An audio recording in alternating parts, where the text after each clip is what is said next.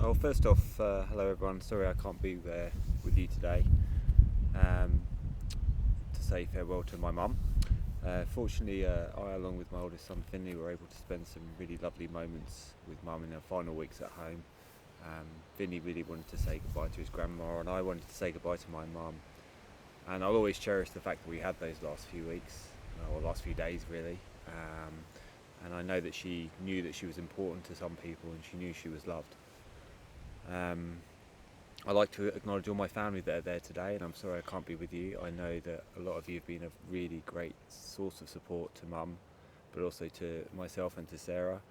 And I'd like to thank Paul Clark, who's been, you know, and all of Mum's friends who've been provided Mum with gossip, fun, chats, holidays, food, and many happy moments during her illness. She spoke very highly of you all, and on her behalf, I really want to say thank you very much for giving her so many happy times. Also, thanks to my sister who's organised today. I'm sure she's done an absolutely tremendous job. Yeah, thanks to her, I'm sure many of you will talk to her yourself and express how grateful you are. It's often difficult, really, to talk about your mum because she's your mum, and you know, my mum would really hate to be talked about, especially without being able to give her side of events. But there you go. I'm going to talk about you today, Mum. All the positive things you did for me and my family, and I pay my final respects to you today. As I'm sure we've all talked about, Mum loved being outdoors. She loved being in nature, and sometimes, like our king, she liked to speak to the plants. I don't think they ever spoke back, and I don't think she ever got a hug back off a tree. But ultimately, she was someone that enjoyed company, and she loved people being there while she experienced these wonderful things. One of my abiding memories last year is being able to go to Derwent Water with my mum and my family and enjoy some breathtaking scenery, some lovely walks, some gorgeous sunsets, and drinking wine while the kids did the washing up. Mum loved Corrie, but no trip to her house was complete without a discussion about the latest gossip on Strictly, who was great, who was hunky, and who was frankly useless.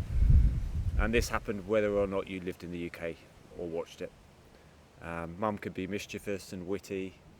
Any mention of private parts or rude bits, smutty jokes, guaranteed to reduce her to giggles.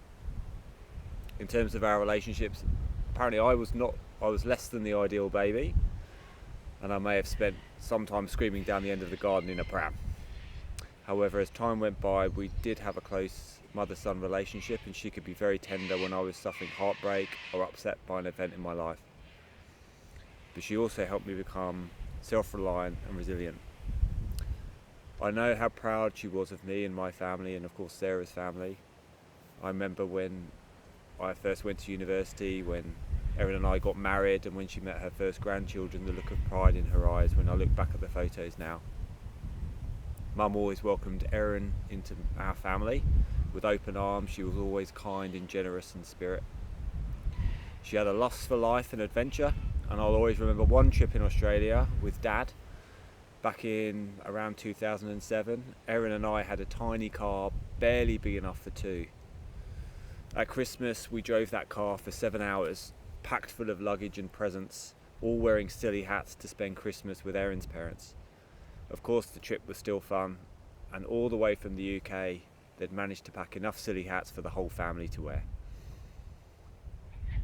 And while Australia may have loved her, the feeling wasn't always completely reciprocal. As Erin recounted to me recently, Mum and Dad came to Australia coinciding one time with some of the worst rains and floods in Queensland on record. They even got trapped by the floodwaters at one point. From that holiday on, Queensland was a place that Mum always said with a groan or a shudder, and it became a running joke that she'd chosen never to visit there again, even if to most Australians it's known as the Sunshine State. When our first son Finley was born in 2013, she drove up to visit us in Nottingham when he was just a few days old, and it was relief for Erin to have a proper grown-up in the house to help with our first baby, cuddling his grandma so Erin could shower, make a cup of tea, or just enjoy some adult conversation in amongst all the baby chaos while I was studying or at the hospital. We had many lovely times visiting her in England, and when she flew out to Australia to visit us, it's not many kids that can claim that they watched their grandma jump out of a plane, but that's exactly what she did when she came to Wollongong, and she landed by the beach with us all impressed by her willingness to try something new, even if she did confess afterwards that she hated every minute and she just wanted a cup of tea. And with that, I'd like you to have a drink in hand while I read a poem for my mum, which I hope you enjoy. It's simply called My Mum. My mum was called Sandy. She loved the outdoors, walked lakes, climbed mountains, strode on through the moors. Went to college, worked with builders. Her language could turn blue. Balls, tits, farts and fannies, wobbly bum cheeks and poo. My mum wasn't precious. Thermos tea from a cup. Packed lunch on a rock, cleaning boots smeared in muck. Her garden was like a friend. She loved to hug trees.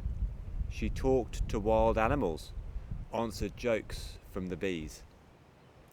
My mum was frugal and wasteless, each tea bag used at least twice, but she still loved the finer things, better still if they were half price.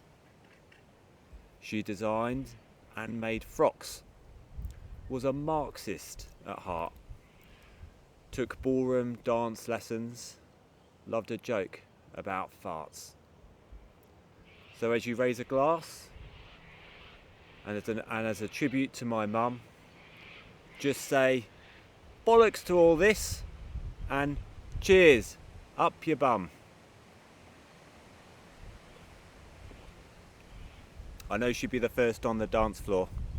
Have a fun afternoon, everyone.